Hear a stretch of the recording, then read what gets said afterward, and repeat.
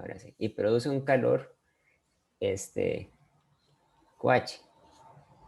Entonces lo que dice el ejercicio, ¿verdad? Es que QC es igual a 550 kilojoules, QH es igual a 625 kilojoules.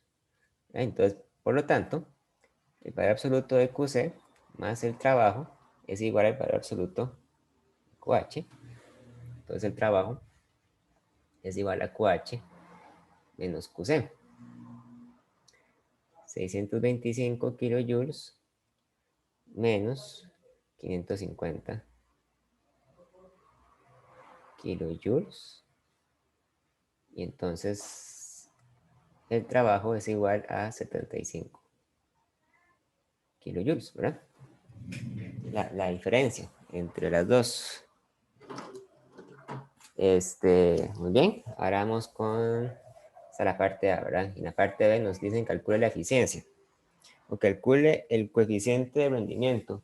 El coeficiente de rendimiento se calculaba diferente dependiendo si la máquina, bueno, si era una máquina térmica, si era un refrigerador o si era una bomba de calor. Como es un refrigerador, entonces el coeficiente de eficiencia se define como QC entre el trabajo, ¿verdad? Entonces sería 550 kilojoules entre 75 kilojoules.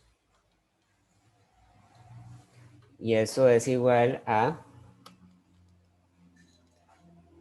7.33. Ojo que esto, ¿verdad? Esto lo que quiere decir es que la eficiencia es 733%, ¿verdad?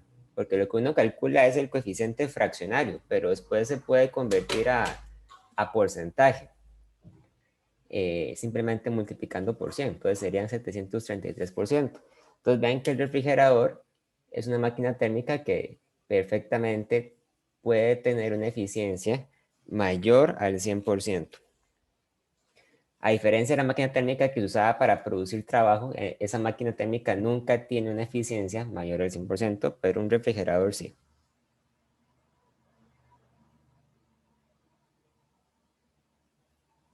¿Ok?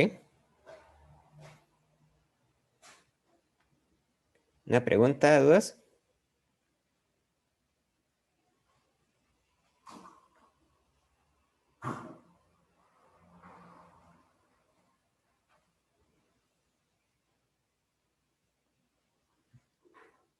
Todo bien, profe. Todo bien. Ok, vamos a hacer otro. Vamos a hacer el problema 7.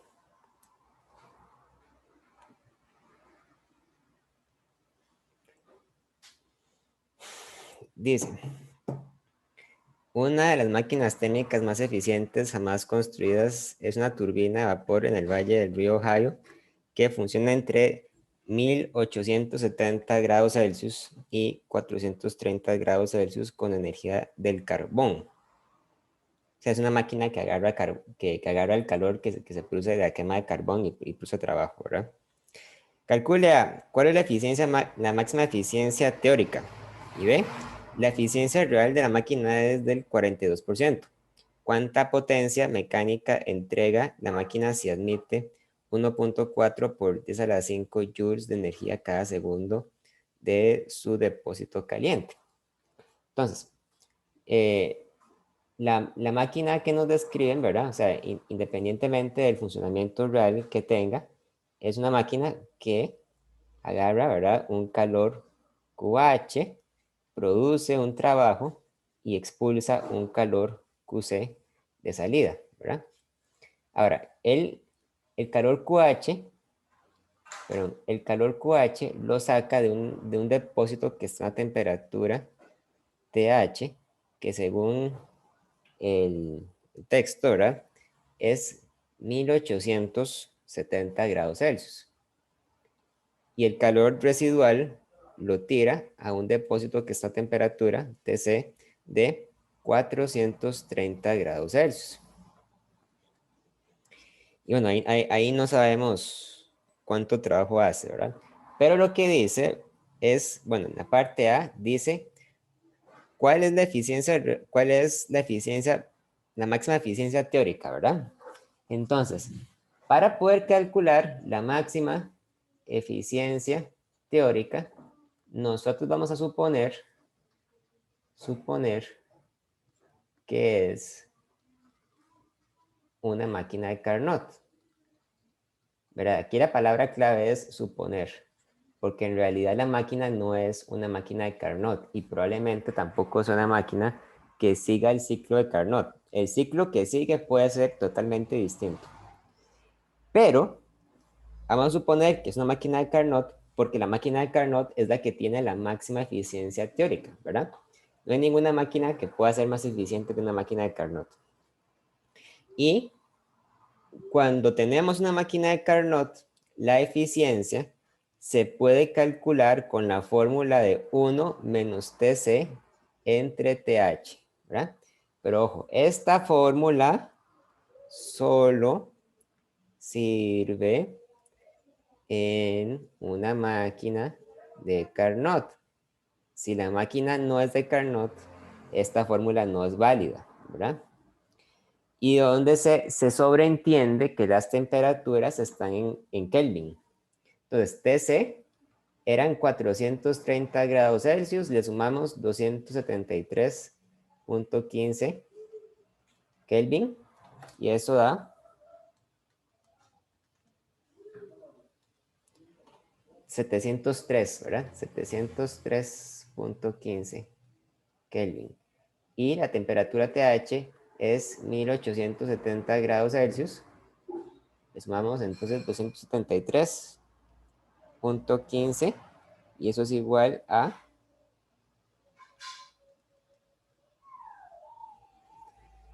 2143.15 Kelvin.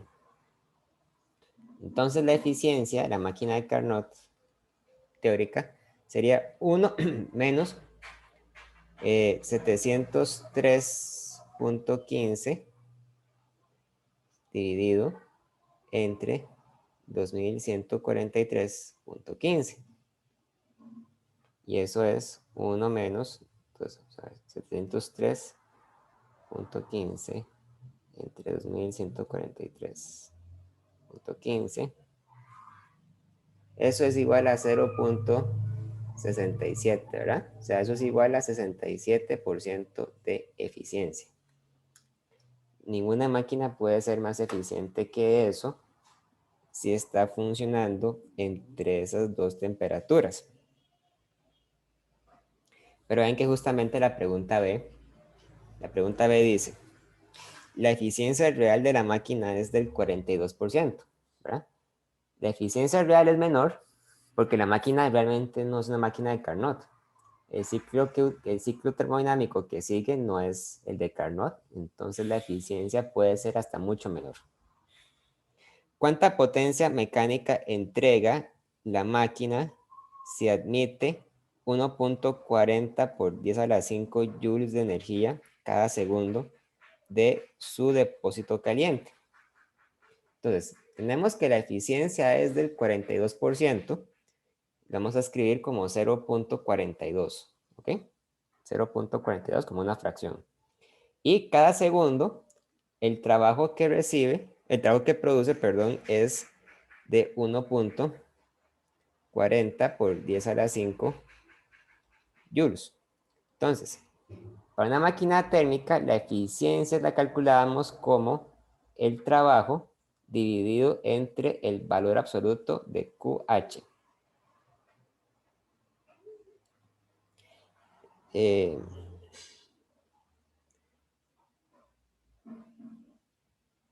Perdón. Esta cantidad no era el trabajo, era el QH. Ahora sí. Más bien lo que nos piden es el trabajo. Entonces el trabajo es igual a la eficiencia por QH. Sería 0.42 multiplicado por 1.40 por 10 a la 5.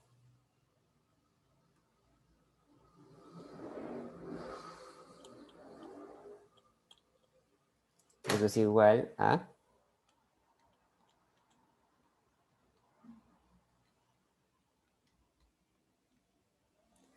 58.800 joules, ¿verdad? Cada segundo. Esa sería la potencia, ¿verdad? Uno podría decir que la potencia entonces es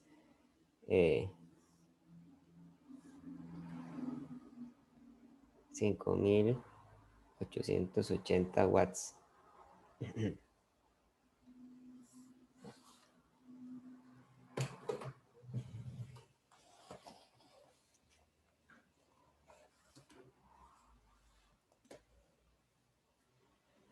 ¿Ok?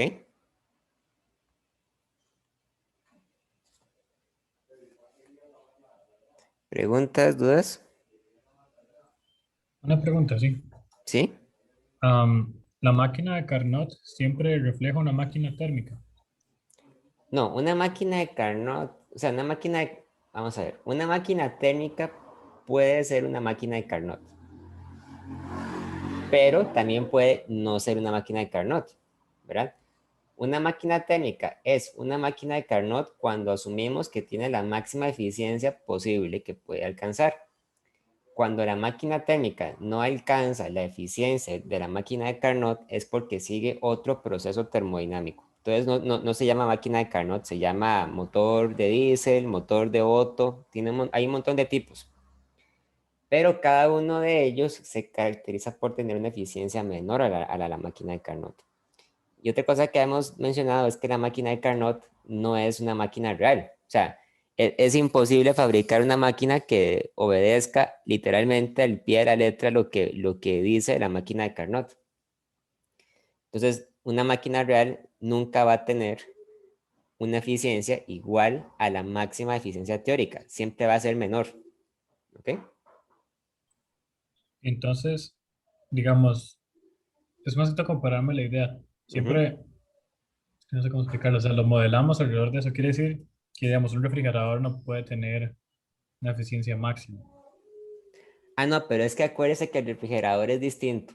El Ok, eso es, refrigerador, eso es. el refrigerador es una máquina que se utiliza no para producir trabajo, sino para extraer calor. Entonces, en el caso del refrigerador, la eficiencia se define diferente, ¿verdad? Entonces, la máquina de Carnot es para cuando hablamos de trabajo. Es para producir trabajo. En, Ok, cam- en eso era. cambio, en cambio, el refrigerador es para producir QC y la bomba de calor era para producir QH. Ok, ahora sí, entonces. Gracias. Ok.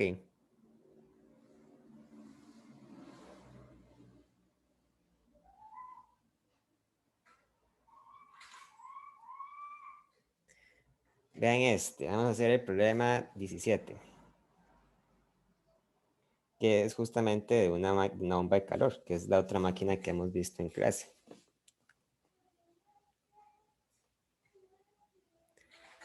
La 17, es que está partida en dos columnas, entonces tengo que tomarle foto a las dos partes.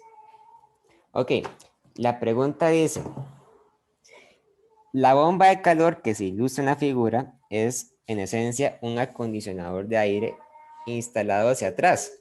O sea, una máquina de calefacción es un aire acondicionado que funciona al revés, ¿verdad? El mismo principio, nada más que en reversa. Extrae energía del aire exterior más frío y lo deposita en una habitación más caliente. Suponga que la razón de la energía real que entra en la habitación al trabajo realizado por el motor del dispositivo es 10% de la razón máxima teórica. Determina la energía que entra a la habitación por joule de trabajo efectuado por el motor, dado que la temperatura interior es de 20 grados Celsius y la exterior es de menos 5 grados Celsius. Entonces, ustedes tienen ahí bueno, digamos, tienen la máquina y entonces la máquina eh, extrae calor del aire de afuera y deposita el calor adentro, ¿verdad? Y ahí en algún lugar entra energía en forma de trabajo. Entonces, aquí está el Q, ¿sí? QH y el trabajo. Entonces, el exterior de la casa se encuentra más frío, se encuentra a una temperatura TC que es de menos 5 grados Celsius. Y el exterior y el interior de la casa está más caliente, está a temperatura TH que es de 20 grados Celsius. Ahora, vean que la pregunta le dice que la eficiencia de esta bomba de calor es un 10% de la eficiencia máxima teórica. Entonces, vamos a calcular primero la eficiencia máxima teórica. La eficiencia máxima teórica se calcula precisamente asumiendo que la bomba de calor, perdón, se comporta como una máquina de Carnot, que en realidad no lo es, ¿verdad? En realidad no es una máquina de Carnot, pero para calcular la eficiencia máxima teórica, vamos a suponer que sí lo es. O sea, vamos a asumir, vamos a hacer la idealización de que sí lo es. Cuando nosotros calculamos la eficiencia de una bomba de calor, la fórmula es, entonces, el calor QH dividido entre el trabajo W. Ahora, esto se puede escribir como el calor QC más el trabajo dividido entre W, ¿verdad? Y esto es igual a... no, mentira. Más bien yo quiero quitar el W. No, entonces esto voy a dejarlo así. Esto le voy a poner como QH. Sí, y aquí el W. Recuerden que QC más W es igual a QH, ¿verdad? Entonces W es igual a QH menos QC. Entonces aquí queda QH menos QC. ¿Sí? Esto, vamos a ver, esto siempre es cierto. Siempre es válido. Incluso cuando la máquina no es de Carnot. Pero una máquina, en el caso de la máquina de Carnot, también se puede decir que QH entre QC es igual a TH dividido entre TC. ¿Sí? Esto solo es cierto cuando la máquina es de Carnot. Si la máquina no es de Carnot, esto no es cierto. En cambio, esto que está aquí siempre es cierto. Entonces, lo que voy a hacer es que voy a calcular la eficiencia en términos de las temperaturas en lugar de usar los calores. Entonces, voy a hacer lo siguiente. Vean lo que voy a hacer. Lo que voy a hacer es que voy a invertir la eficiencia. Voy a calcular la eficiencia al revés. Entonces, esto es igual a QH más QC entre QC. Y esto es igual a QH entre QC más 1. Y esto es igual a TH entre TC más 1, ¿verdad? Por lo tanto, la eficiencia es el inverso de eso. La eficiencia sería 1 dividido entre TH entre TC más 1, ¿verdad? Vean, ojo con la forma en que yo escribí esto, ¿verdad? Hay que respetar las fracciones y las posiciones de cada cantidad dentro de esa fórmula. Y las temperaturas tienen que estar en Kelvin. Entonces,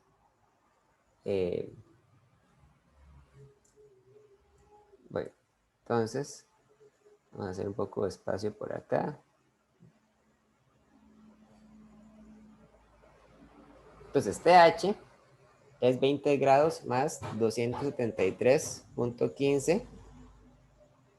Eso es igual a 293.15, ¿verdad? Y TC es menos 5, entonces más 273.15 es igual a 268.15 Kelvin. Entonces la eficiencia máxima teórica, pongámosle aquí la eficiencia máxima,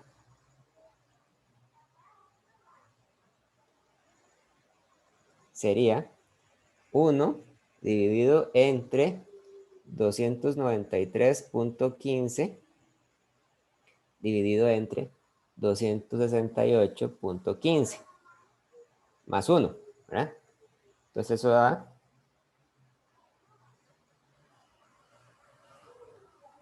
vamos a ver cuánto da.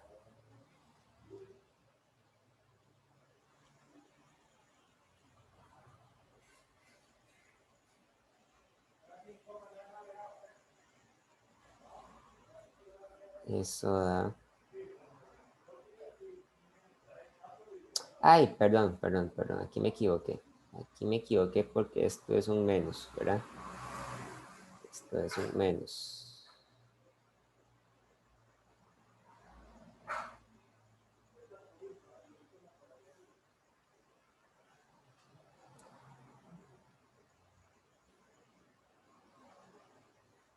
Aquí va un menos. Aquí va un menos. Aquí va un menos. Entonces esto da... Ahora sí. Da 10.726.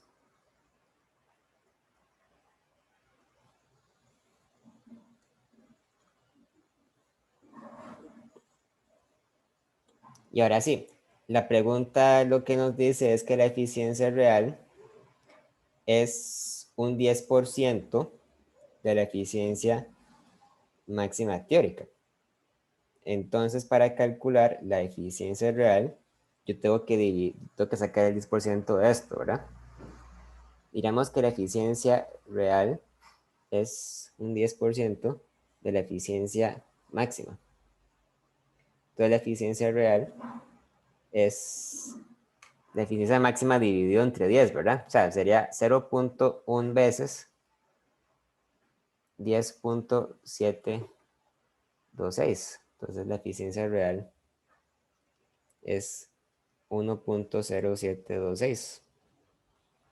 Vean que esa eficiencia, para que no haya ninguna duda, no está expresada como un porcentaje.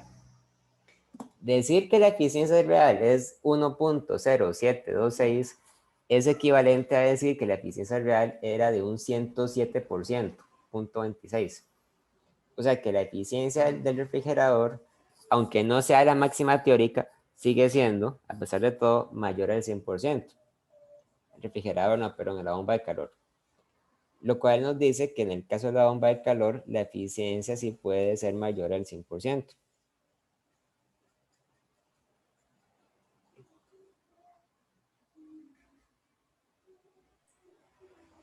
Pero una pregunta. ¿Sí?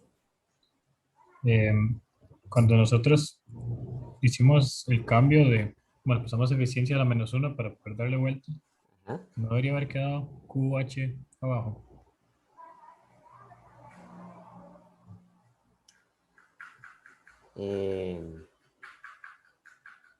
Sí, ¿verdad? Toda la razón. Sí. Entonces hay que darle vuelta a esto.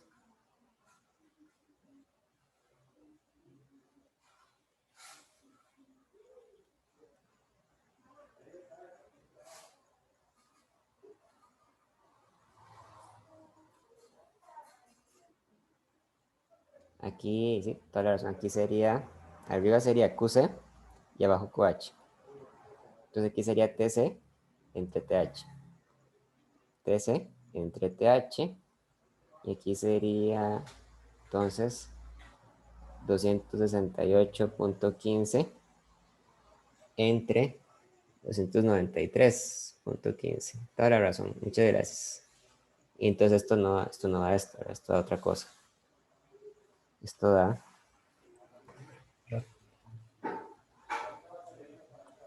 Y, perdón, también entonces creo que nos daría al revés con el, sería 1 menos QC entre QH. ¿Cómo? Igual ahí, más adelante que tenemos TC entre TH -1, sería más bien 1 menos TC entre TH por el cambio de... Toda la razón. Con razón, sí. Sí, si no da negativo. Em,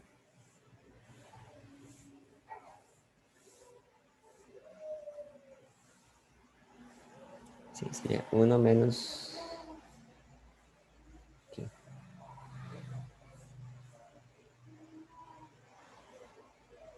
Cierto.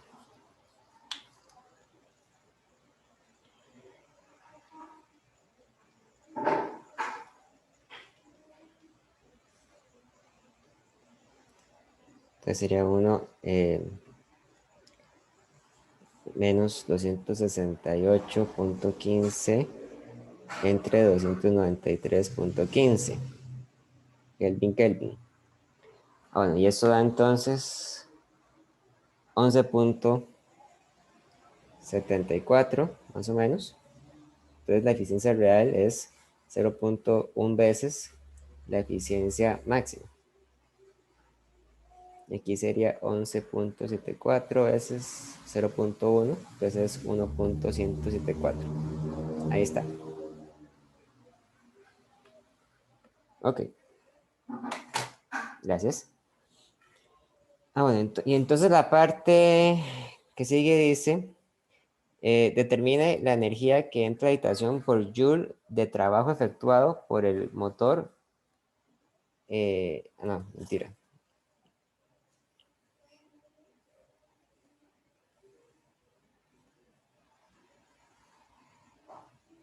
Determina la energía que entra a la habitación por joule de trabajo efectuado por el motor cuando, dado que la temperatura interior es... Ah, bueno, sí es calcular la eficiencia, ¿verdad?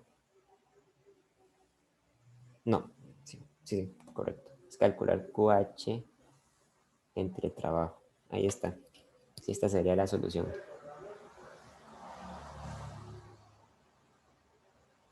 O sea que a la habitación entran 1.174 joules de calor por cada joule de trabajo que se realiza. Ok, sí, ahí está. Ok, ¿alguna pregunta, alguna duda?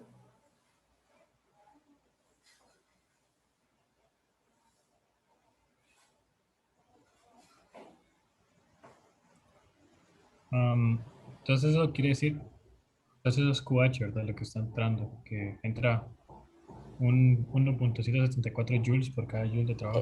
Es que, digamos, ¿cómo lo decimos? Aquí está la casa, ¿verdad? Aquí está el exterior. Entonces, lo que entra a la casa es el QH. Lo que entra a la casa no es lo mismo que lo que sale del exterior, ¿verdad? Lo que sale del exterior es QC.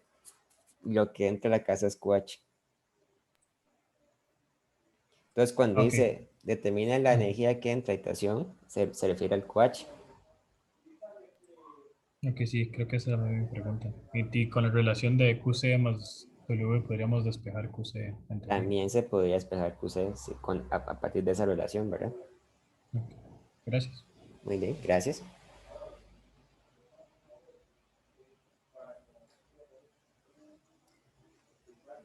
Ok, vamos a ver cuál hacemos ahora. Vamos a hacer este, el 22.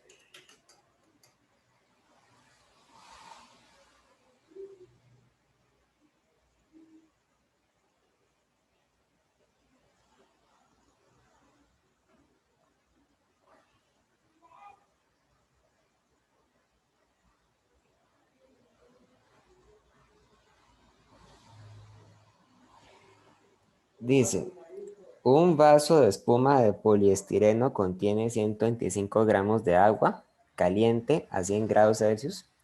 Se enfría a temperatura ambiente de 20 grados Celsius. ¿Cuál es el cambio en entropía de la habitación? Desprecie el calor específico del vaso y cualquier cambio en la temperatura de la habitación.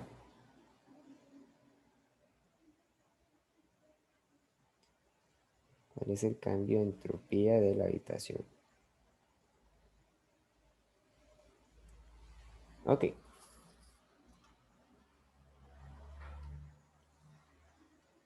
Vean esta pregunta entonces. En esta pregunta, yo tengo, en realidad, dos cosas. Por un lado, tengo el vaso de agua. Y por otro lado, tengo la habitación. La habitación es todo lo que está alrededor del vaso de agua, ¿verdad? Realmente, lo que tengo no es la habitación, sino que lo que tengo es el resto del universo. Pero bueno, para no decir una cosa tan exagerada, decimos que es la habitación, ¿verdad? Y entonces el vaso de agua, al enfriarse, lo que hace es transmitir el calor de donde está él, digamos, lo transmite a la habitación. Entonces, la cuestión sería aquí determinar cuánto calor es el que se pierde del vaso de agua a la habitación, que es muy fácil, ¿verdad? Porque nada más hay que hacer un cálculo de calorimetría. El calor, vamos a ver, bueno, y el vaso está a una temperatura inicial de 100 grados Celsius y la habitación se encuentra a temperatura final de 100 grados Celsius. Entonces, el cambio de entropía de la habitación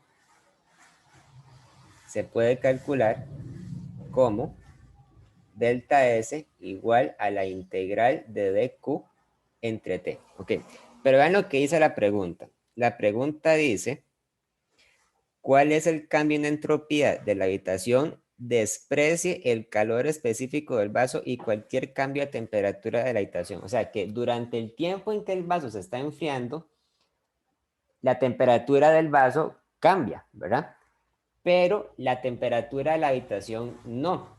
Entonces, para la habitación, la temperatura es una constante y yo la puedo sacar de la integral. Entonces, esto es 1 entre t por la integral de dq. Y esto simplemente es q entre t, donde q es igual a la masa de agua por el calor específico del agua por t final menos t inicial. Entonces, esto es igual a, vamos a ver cuánta masa de agua es, 125 gramos, eso es 0.125 kilogramos por 4.186 joules entre kilogramo por grado Celsius por 100 grados Celsius menos, perdón, la temperatura de la habitación no eran 100 grados, eran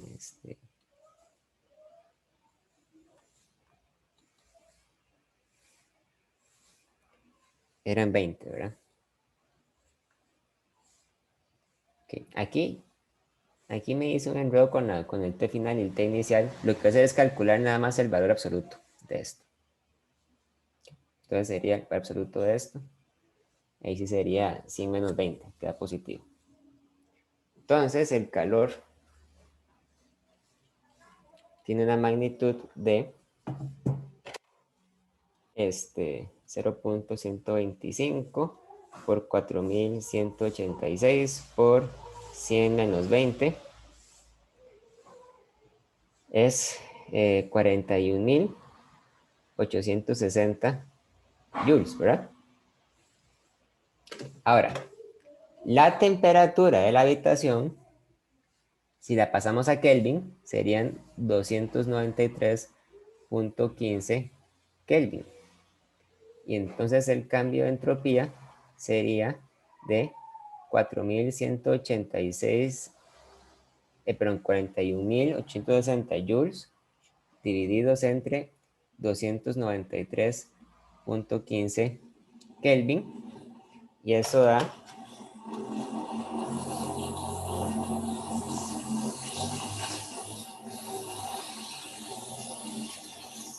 142.79 Joule entre Kelvin. Ok, este es el cambio de entropía de la habitación. Voy a ponerlo así.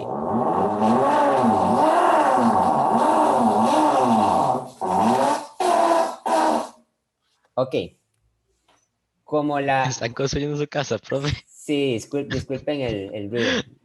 Tranquilidad. Yo pensaba que no se escuchaba con los micrófonos, pero pareciera que sí. Bueno, No, profe, tranqui, tranqui. ya pararon un toque. Ok, entonces, la habitación, como es la que recibe el calor, la habitación tiene un cambio de entropía positivo. Entonces, es positivo. La habitación gana entropía. Ahora, la pregunta no lo dice, pero vamos a calcular también el cambio de entropía del vaso. Porque sí, nada más para ver cómo se hace. En el caso de la entropía del vaso, ahí sí es diferente, porque la temperatura del vaso sí cambia. La temperatura del vaso pasa de 100 grados a 20, o sea, disminuye. Entonces, la temperatura del vaso no se puede sacar como una constante, como dice acá, porque es una función que cambia con el calor. Entonces, para calcular el cambio de entropía del vaso, yo otra vez uso la fórmula de Q entre T, ¿verdad? Pero ahora esto lo cambio por M por C por DT entre T, desde el T inicial hasta el T final. Y esto es M por C por logaritmo natural de T final entre T inicial, donde T final eran 100 grados, perdón, eran 20 grados, que son 293.15 Kelvin, y T inicial eran 100 grados Celsius, que es 373.15 Kelvin.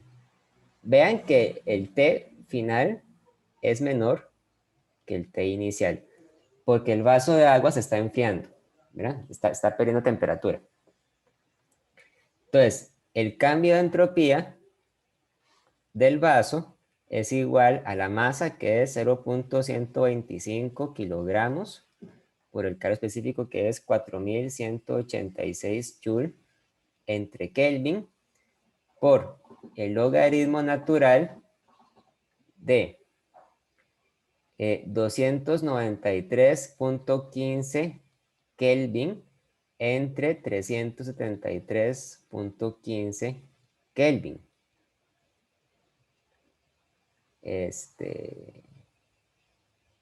Aquí vamos a ver, no, aquí sería entre kilogramos, ¿verdad? Vean que las unidades de esto se cancelan, y lo que me queda es joule entre Kelvin. Y entonces el cambio de entropía del vaso daría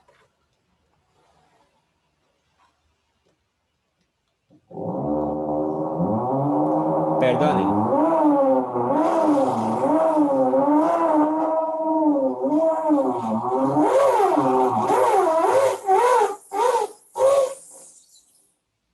El cambio de entropía del vaso sería igual a menos 126.26 joule entre Kelvin.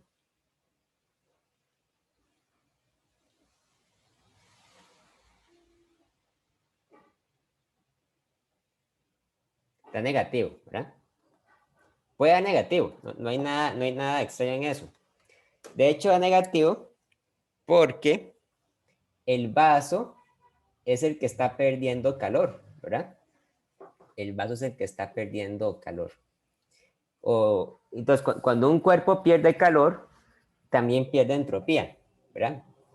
Ahora, lo que pasa es que ese calor no se desaparece, ¿verdad? Sino que ese calor viaja al resto de la habitación. Entonces, el vaso de agua pierde entropía, pero la habitación gana entropía, ¿verdad? Entonces, siempre hay una ganancia de entropía. De hecho, vean que el cambio de entropía total es igual al cambio de entropía del vaso más el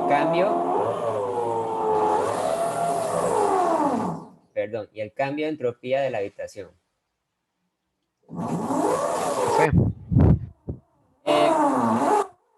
Vean, perdonen un momento, ya voy, disculpen, qué pena, ya voy, esperen. Ok. Entonces, bueno, estamos calculando el cambio de entropía de todo el sistema, ¿verdad? Entonces sería, igual a menos 126.26 Joule entre Kelvin más el de la habitación, que eran 142.79, ¿verdad? Profe, perdón. ¿Verdad que la entropía también es constante en el universo? ¿O no? No, de hecho lo que vamos a ver. O sea, Ah, es igual sí. a, vean, ¿eso cuánto da? Eso da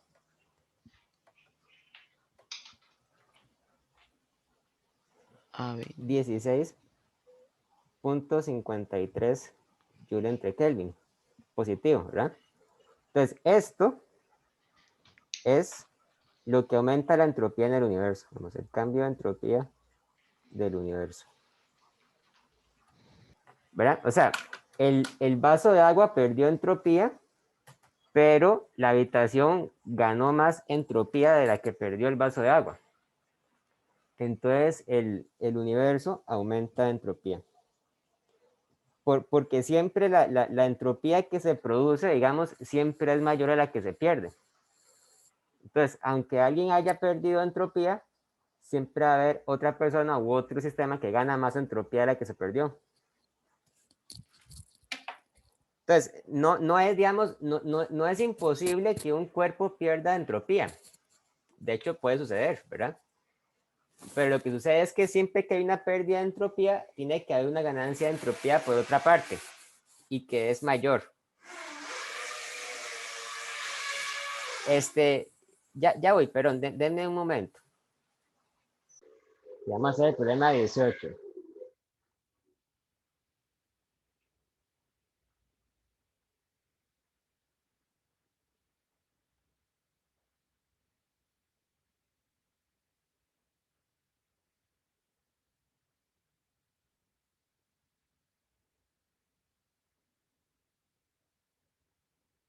Dice, un motor de gasolina tiene una razón de compresión de 6 unidades. Dice, ¿cuál es la eficiencia del motor si funciona en un ciclo idealizado de Otto? B, ¿qué pasaría si la eficiencia real es del 15%?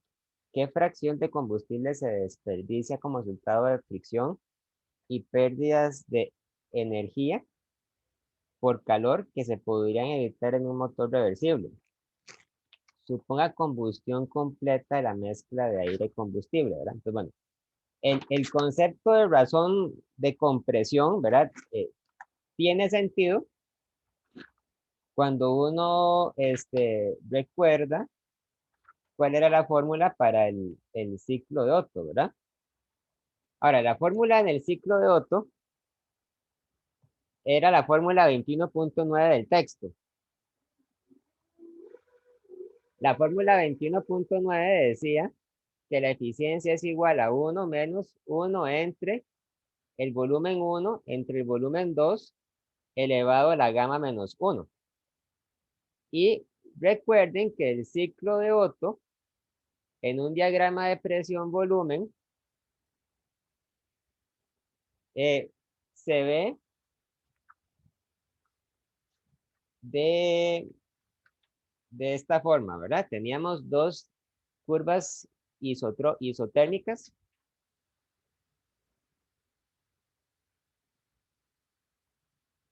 y teníamos dos volúmenes importantes, el volumen 1 y el volumen 2, ¿verdad? El volumen 1 es mayor que el volumen 2. Entonces, el ciclo de Otto sucedía entre estos dos volúmenes.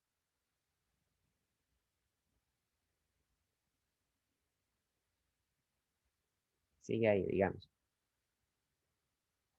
¿Verdad? El ciclo de Otto tenía un proceso a presión constante, tenía una expansión adiabática, tenía un proceso a volumen constante, tenía una expansión adiabática, ahora sí, la otra era compresión, y otro proceso a volumen constante. Entonces, la razón de compresión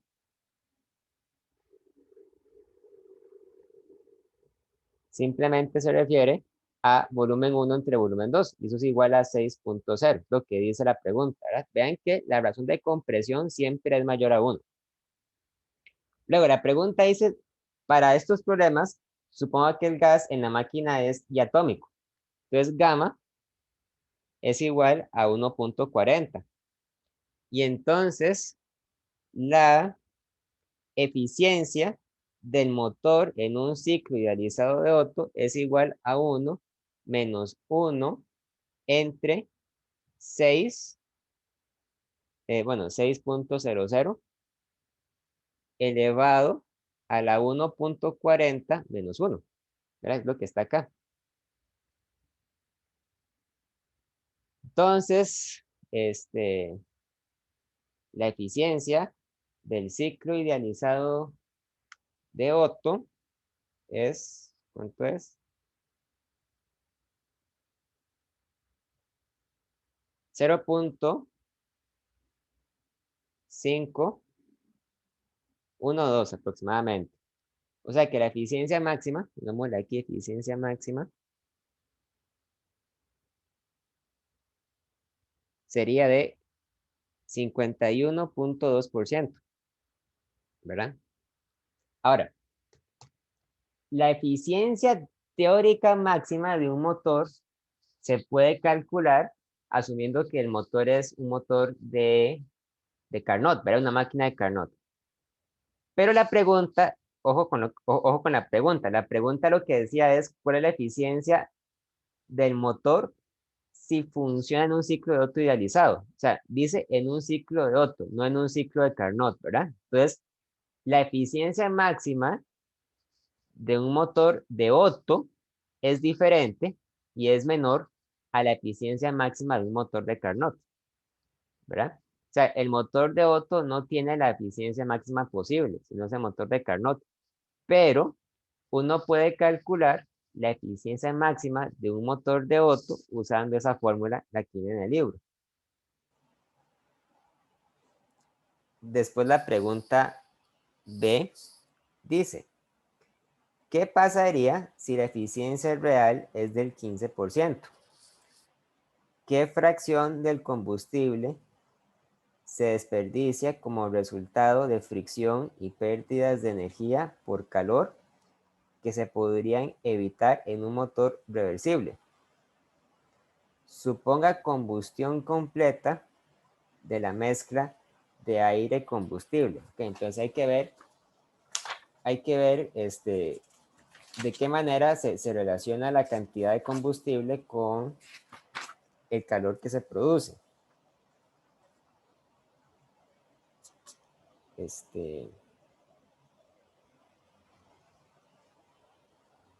Vamos a ver.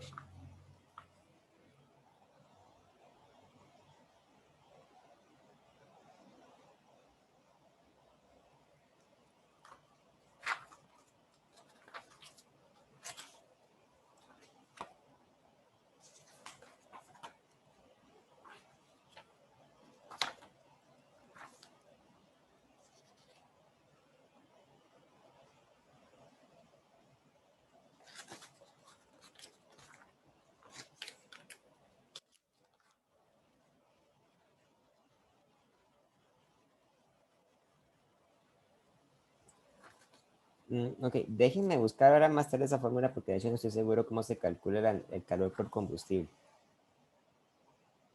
Pero bueno, digamos que en este caso hay una diferencia. Hay una diferencia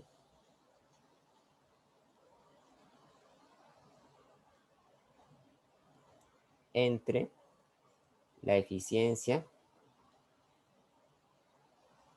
máxima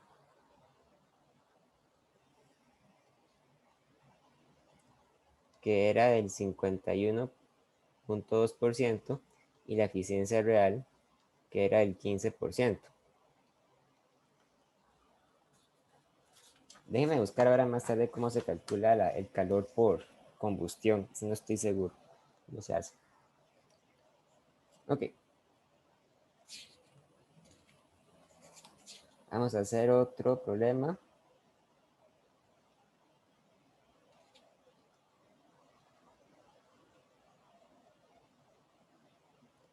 Vamos a hacer... Vamos a ver.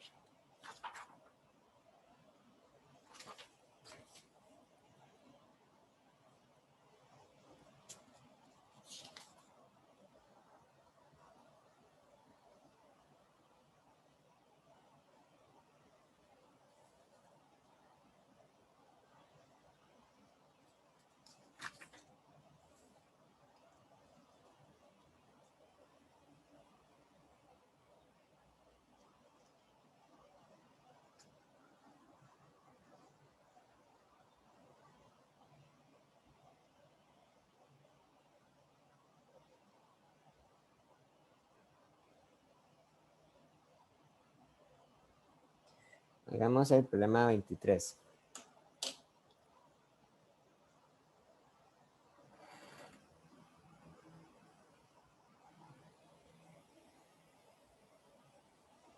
Dice, un automóvil de 1.5 kilogramos se mueve a 20 metros entre segundo. El conductor frena hasta detenerse. Los frenos se enfrían a la temperatura del aire circundante, que es casi constante en 20 grados Celsius. ¿Cuál es el cambio de entropía total? O sea, ¿cuánto cambia la entropía cuando un carro frena? Entonces, esa pregunta, verá, esa pregunta se ve un poco extraña porque a primera vista no parece, digamos, como que haya algún dato con el que calcular la entropía, ¿verdad? Pero bueno, nos dicen que el carro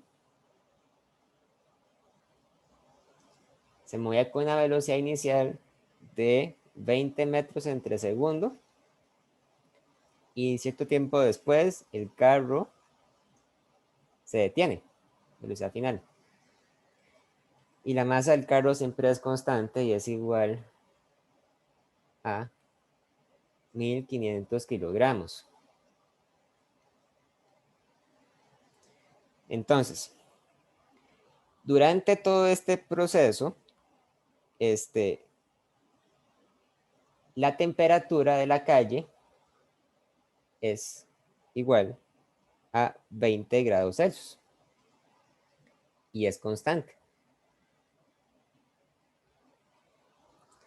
Entonces, uno ahí más o menos lo que podría hacer es aplicar la primera ley de la termodinámica.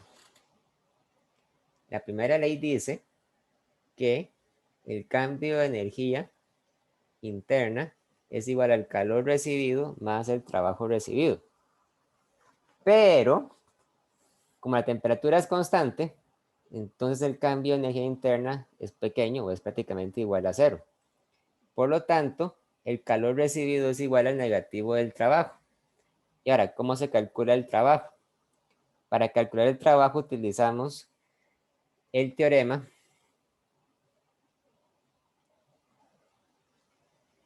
del trabajo y la energía,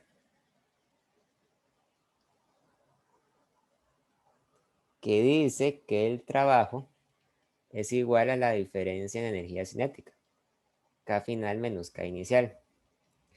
Y la energía cinética final es un medio por la masa por la velocidad final al cuadrado, y la inicial es un medio por la masa por la velocidad inicial al cuadrado. K final es cero, porque la velocidad final es cero.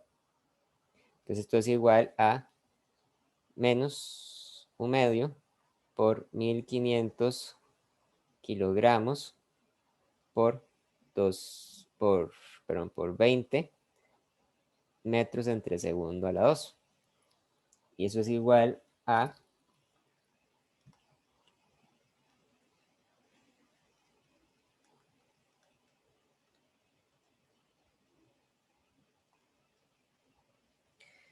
bueno, eso es un número muy grande, es igual a 3 por 10 a la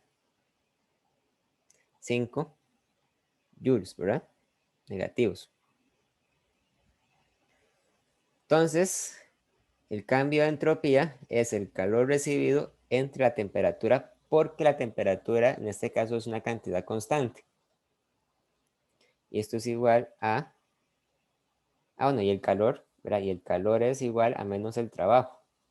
Entonces esto es igual a 3 por 10 a la 5 joules entre la temperatura son 20 grados más 273.15 es igual a 293.15 Kelvin.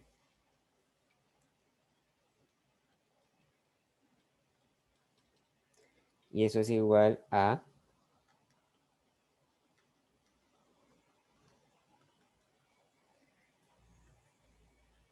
1023.37 joules entre Kelvin. Ahí está. Ese sería el cambio de entropía.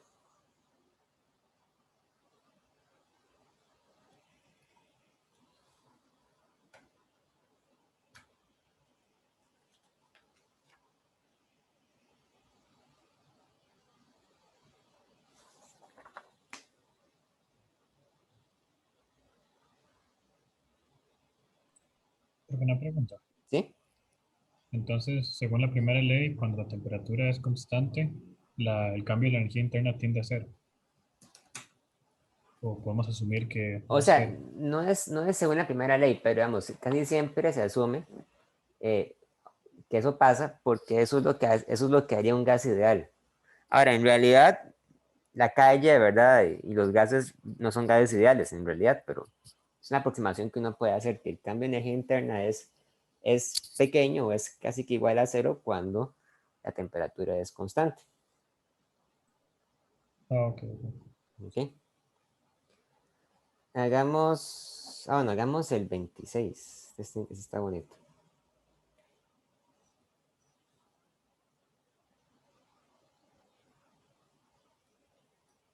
El 26 dice, ¿qué cambio en entropía ocurre cuando un cubo de hielo de 27.9 gramos a menos 12 grados Celsius es transformado en vapor a 115 grados Celsius? Entonces, para que un cubo de hielo se convierta en vapor, tiene que haber pasado por dos cambios de fase, ¿verdad? Vean que en este caso, para el problema 26, uno incluso hasta puede hacer una gráfica para ayudarse a representar lo que está sucediendo. Recuerden que había un diagrama de calor contra temperatura, ¿verdad? Y entonces lo que sucedía en este diagrama era que la temperatura del hielo primero subía, después era constante durante el cambio de fase.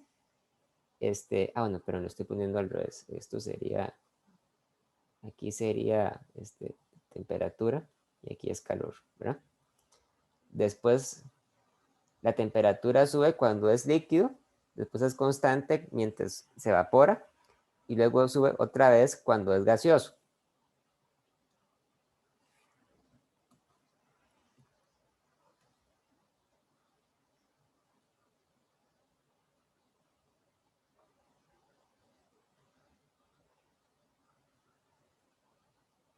Aquí. Entonces, a esto le vamos a llamar el proceso 1, el proceso 2, el proceso 3, el proceso 4 y el proceso 5. En el proceso 1 lo que tenemos es hielo. Aquí lo que tenemos es hielo con agua. Aquí tenemos solo agua. Aquí tenemos agua con vapor. Y aquí lo que tenemos es solo vapor.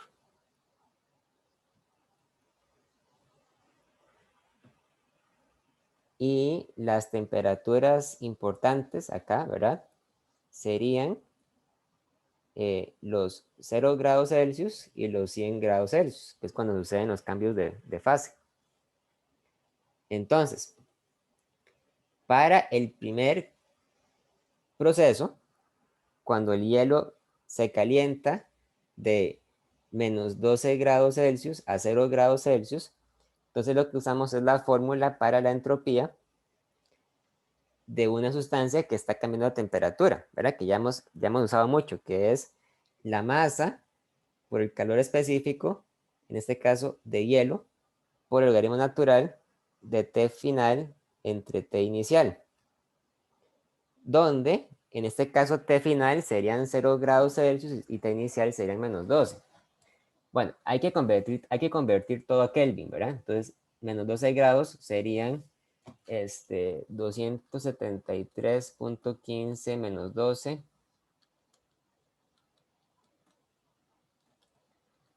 261.15 Kelvin. 0 grados son 273.15 Kelvin.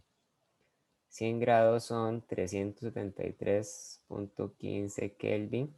Y la última temperatura a la que nos encontramos era cuando el gas se calentaba todo. Y eso sucedía a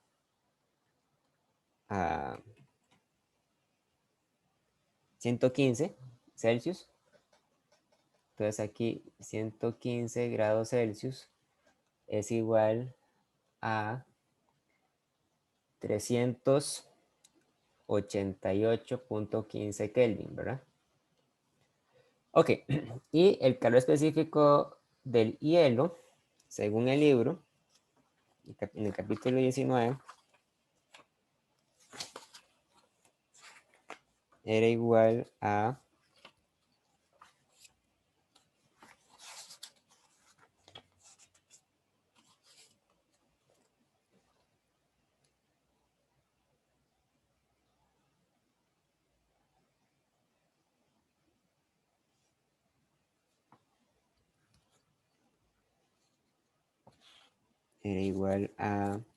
2090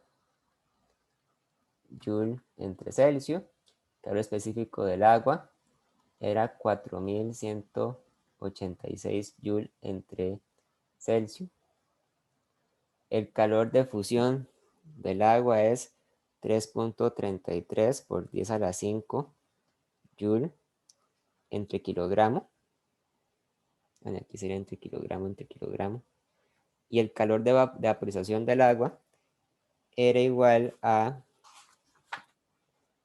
2.26 por 10 a la 6 Joule entre kilogramo. Ok. Entonces el primer cambio de entropía, bueno, y la masa de hielo son 27.9 gramos, que es 0.0279 kilogramos. Sería igual a 0.0279 kilogramos por 2090 Joule entre Kelvin por el logaritmo natural de 273.15 entre 261.15 Kelvin. ¿Qué kilogramo? Y esto es igual a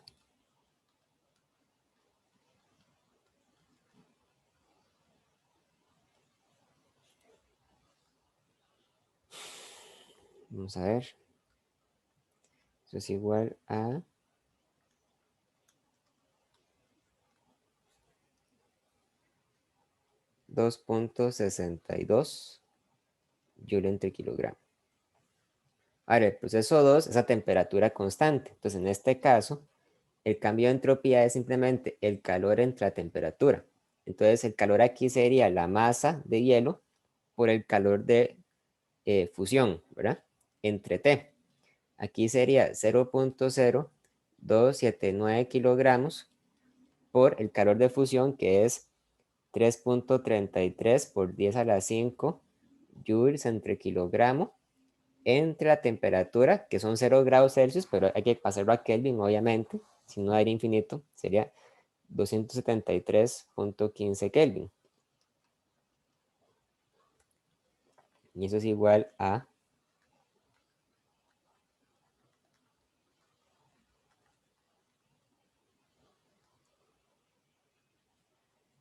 34.01 Joule entre Kelvin. Aquí me equivoqué, pero aquí era entre Kelvin nada más. El proceso 3 es solo agua, no hay cambio de fase, entonces la fórmula sería la masa de agua por el calor específico del agua por el logaritmo natural de T final entre T inicial. Sería entonces 0.0279 kilogramos por 4186 Joule entre Kelvin kilogramo por logaritmo natural de 373.15 Kelvin entre 273.15 Kelvin. Y eso da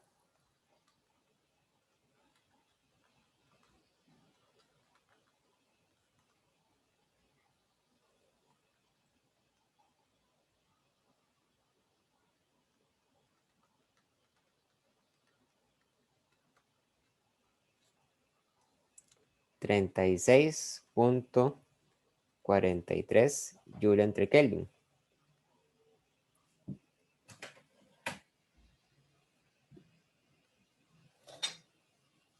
Después, para el proceso 4, calculamos el cambio de entropía.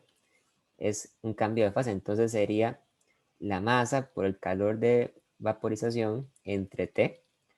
Cuando la temperatura son 100 grados Celsius, entonces esto sería 0.0279 kilogramos por el calor que sería 261, no mentira, sería, pero el número es 2.26 por 10 a la 6 Joule entre kilogramo dividido entre 373.15 Kelvin. Y eso da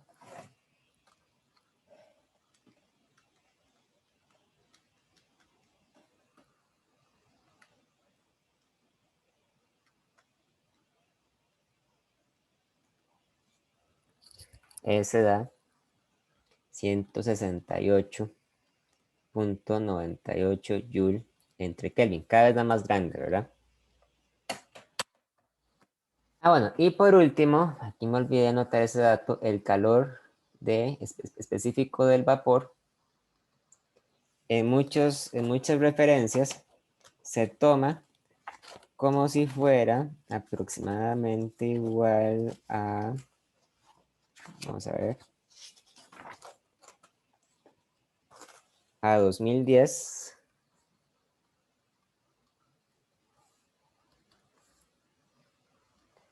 Joule entre kilogramo grado Celsius. Entonces me falta calcular el calor específico para el proceso 5. Voy a hacer en la siguiente pizarra. Sería entonces la masa de agua por el calor específico del vapor por el ritmo natural de T final entre T inicial.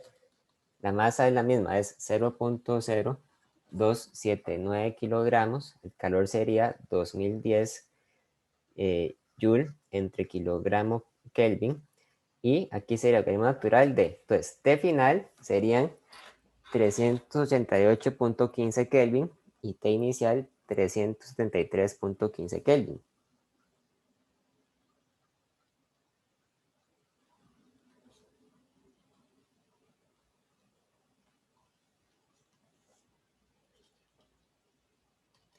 El cambio de entropía es igual a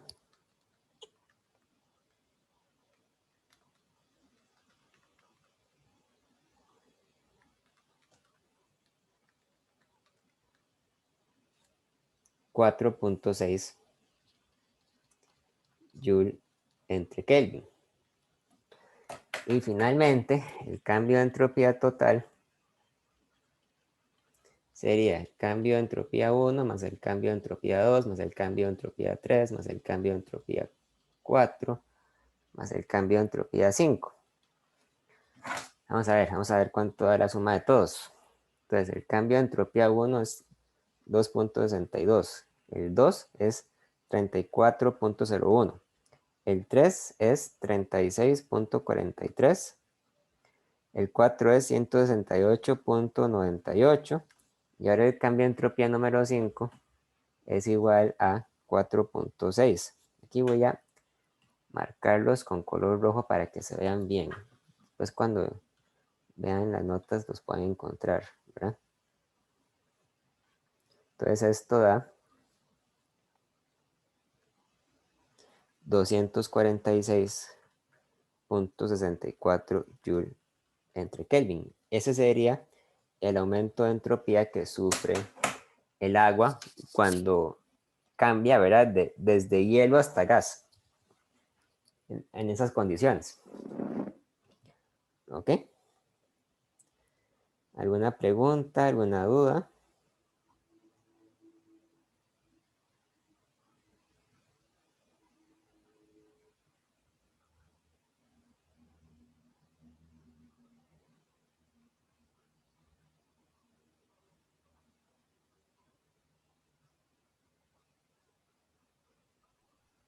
Creo que porque es que le dio 4,6 joules entre Kelvin en la 5. Vamos a revisarlo.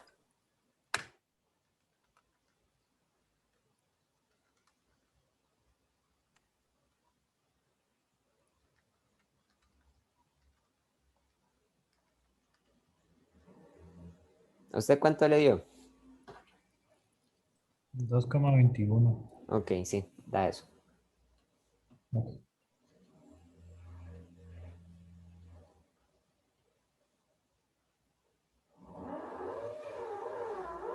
Y entonces este hay que cambiarla, da un poquito menos. Esta da...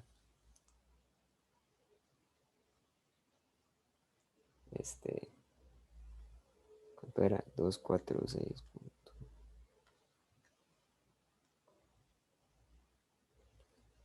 Vamos a ver otra vez cuánto da entonces.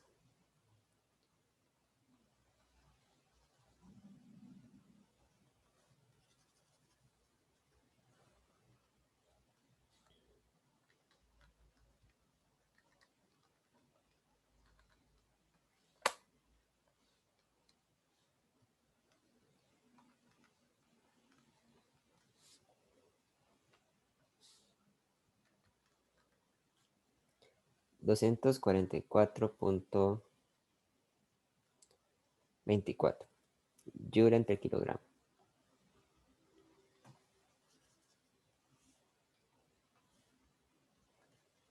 Joule entre Kelvin, perdón. Joule entre Kelvin. Ok.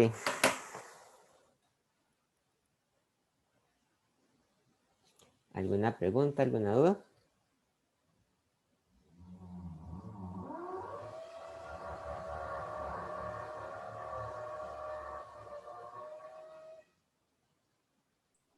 Por mi parte todo bien.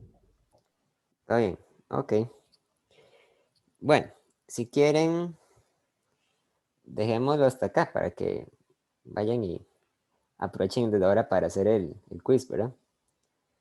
Entonces nos veríamos